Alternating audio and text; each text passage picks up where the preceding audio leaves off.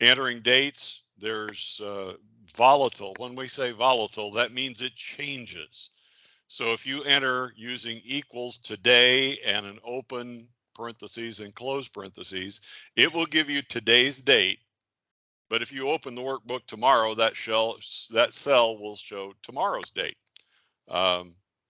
Likewise, if you equal now, it will give you the current date and time. But every time the sheet is recalculated, let's say you enter some things and you enter some formulas and you recalculate those formulas, that time will update. So that's what we mean by volatile. If you want to enter a time or a date that is not volatile, you can use, you can do this two ways. You can either enter it directly as 01/11/2023. That's the long way. The short way is control plus the semicolon.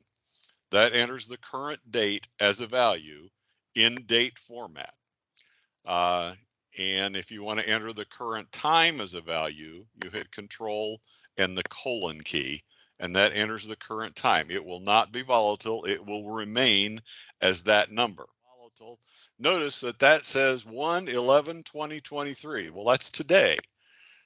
When I put that formula in there, it was, I think, 8/1 of 2021 or 2022.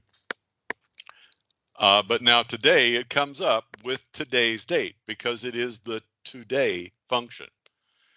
And like we said, you can also enter it directly.